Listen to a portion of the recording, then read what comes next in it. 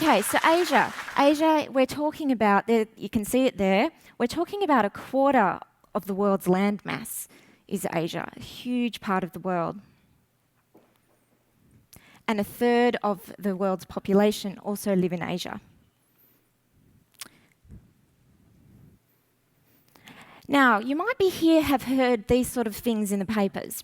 If you're from Britain, Europe, the UK, sometimes in Australia, you hear about the death of the middle class, and here are some articles about it. But as my next slide shows, I think what you'll find is that the middle class are all moving to Asia. Because if you look at that, in 2009, by the green dots there, in the green dots, that's in 2009, the world's population, middle class population. And then the lines, which is sort of a blue line around it, that's actually the prediction for where the middle class will be in 2030. And as you can see, Australia and Asia Pacific is where the middle class are going to be. So undoubtedly the impact of Asia is and will continue to be very substantial.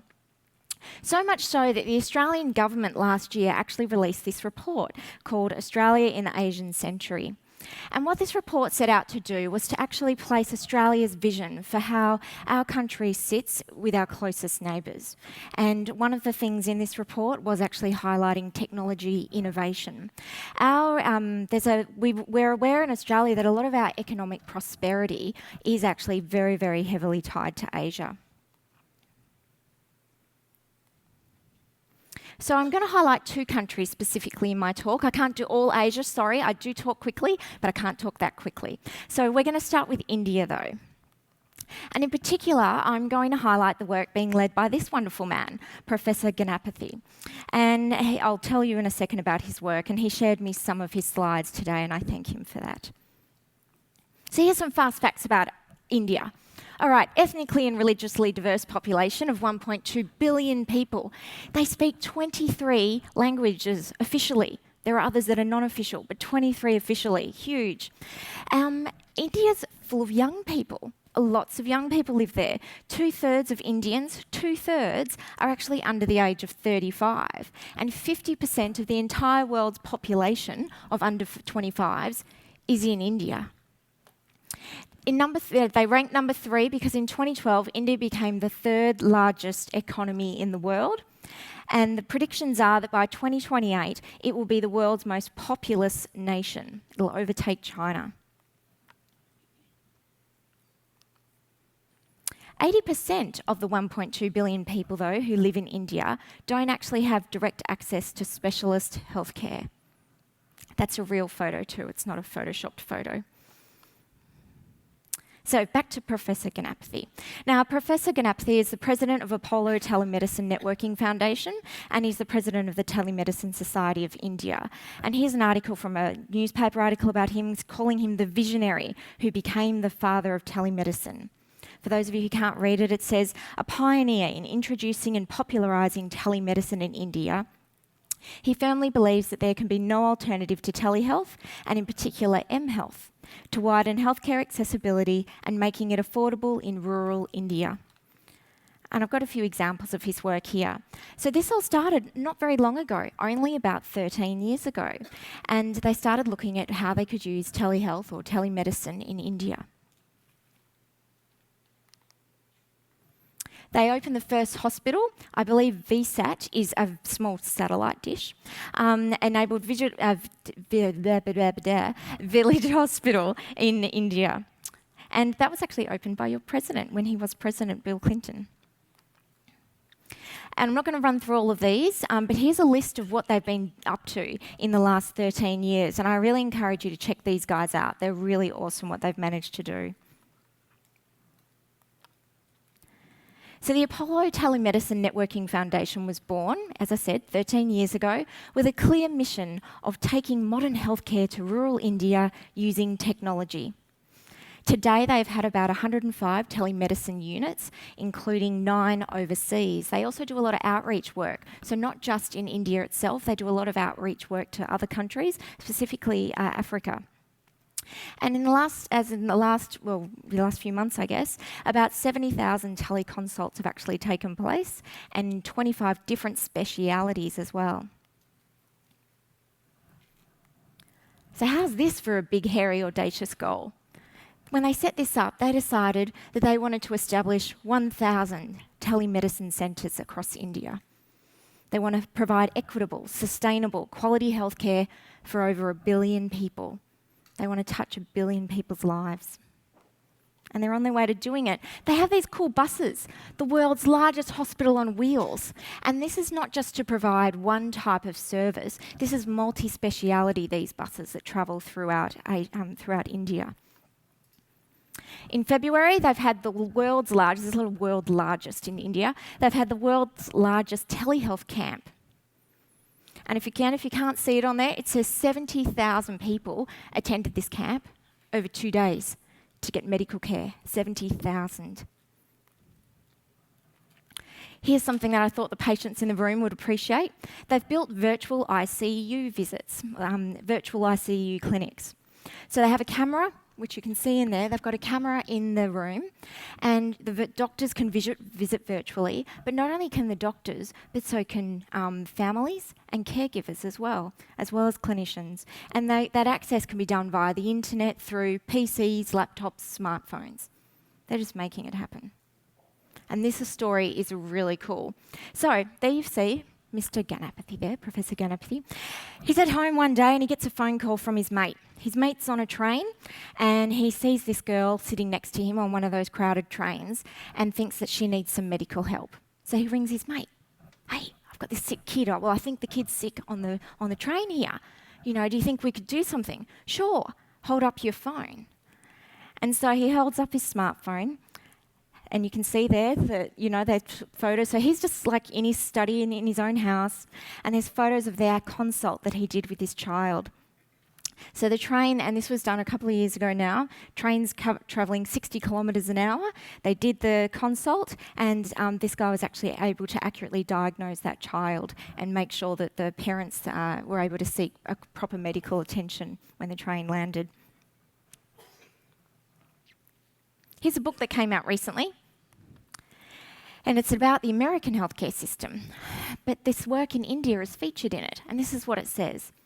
The fact that the Indian government and the Apollo Hospital Group have had the foresight to address the healthcare needs not only of its own population, but those of its nearby neighbours is evidence of a humanitarian concern that Hippocrates would certainly endorse.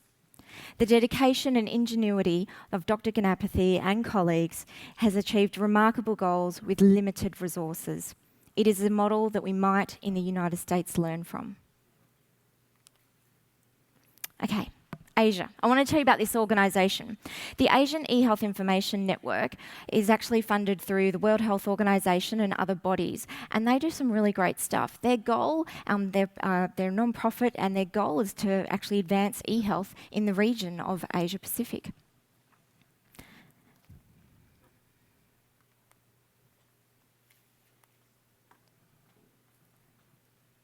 Thank you, AV guys, awesome. They saw that I clicked 2 slides by accident. Okay, they're government, they do non-government, profit and non-profit private sector, and they have the development partners. They take a very collaborative approach in what they do. And they've had a great deal of success. They have 4 strategic areas for action. And they're the sorts of things I guess you might find that a lot of people would say that, yes, these are good things to do. We want to build capacity, standards and interoperability is really important. But these guys are actually making it happen. They had an AGM only 2 days ago. 15 countries showed up and were represented, and 8 of their development parties. And they actually did a whole bunch of things there. They talked about this National eHealth Strategy Toolkit, which I'll talk to you about in a moment. And they did a lot of work planning out what they're going to be doing in the coming few years. So I really encourage you to have a look at what they're doing. The World Health Organization, sure you've heard of them, and the ITU, they do a lot of stuff in eHealth, and specifically in developing countries and in Asia. This is something that, if you haven't seen this document, I suggest you check it out. They've created the National eHealth Strategy Toolkit. And then what the toolkit does, it provides a framework and method, and this is like freely available. You can download it. It's really easy to find. And it's a toolkit for people to actually come up with what should your vision for eHealth for your country to be. You know, not for your hospital, for your clinic, for you as an individual, but for your country. Very ambitious. There's an action plan. How do you develop an action plan? How do you make your vision a reality? And also, how do you evaluate and monitor what you're doing? This document has been set up for governments as well as stakeholders. And it can be used at all different country levels, depending on where you are in e-health. It's a very useful guide. Now, back to Palo Alto. I'm sure you've seen this story. This was just this week. Time magazine cover. Google, they're going to solve death. Awesome. Now, the giant research says the search giant is launching a venture to extend the human lifespan. That'd be crazy if it wasn't Google.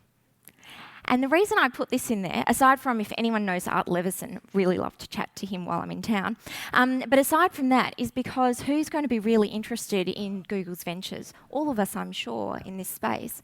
But if you look at the next slide, this is a current population graphic of the map of the world.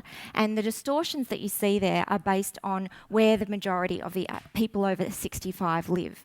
And as you can see in the yellow component and in the green there on the top right, that's Asia and India. That's where the majority of the world's aged population live. So they're going to be very, very interested in what Google are doing. Okay, now quickly to Australia in my last few minutes. I think we'd all agree that healthcare is a wicked problem. It's really, really complex.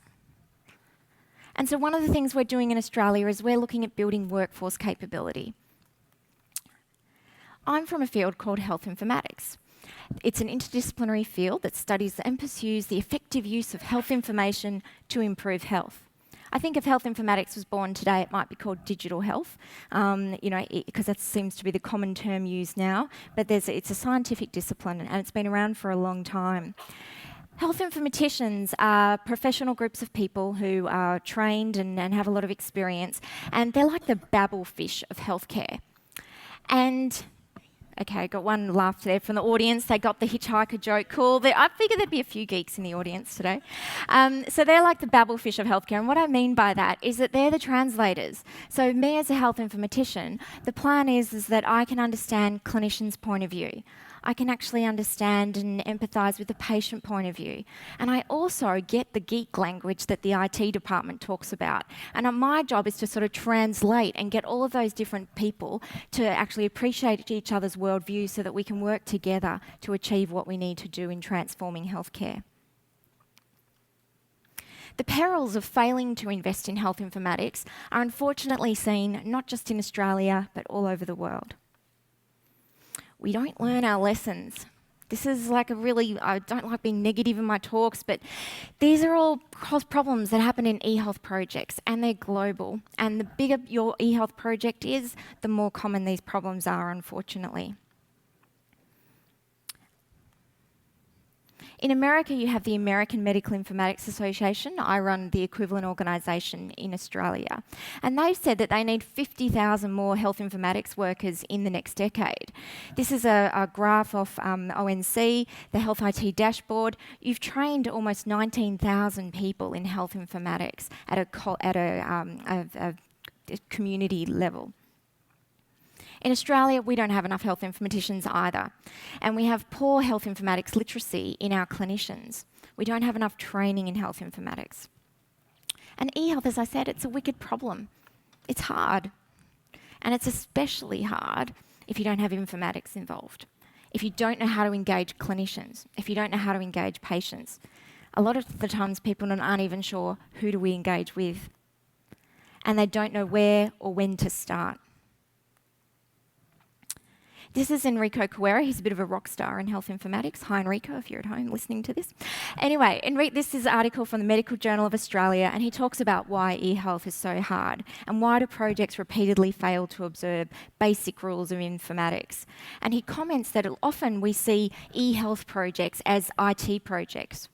And I'm not sure about here, but certainly at home, an IT project is usually funded out of an IT budget. And it causes all sorts of issues. But what can we do about this? This isn't a game for amateurs. And what we need to do is build workforce capability, and that's by having professional health informaticians, as well as making sure that all clinicians, as part of their education and training, actually receive some training in health informatics. And at home, we've just launched, well, we're launching it next month, a certified program where people can actually have their skills and knowledge in health informatics certified and be recognised globally. So you take an exam, you sit the exam, pass the exam, you get certified. And these are the things that it tests. And these are all the things that health informaticians know about. And finally, I'll quote Mr. Gray, and he says, "It is unethical to carry on doing what we're currently doing in healthcare," which is, of course, our bits of paper, instead of actually managing patient information the way it should be managed. All right, thanks very much for your time, everybody.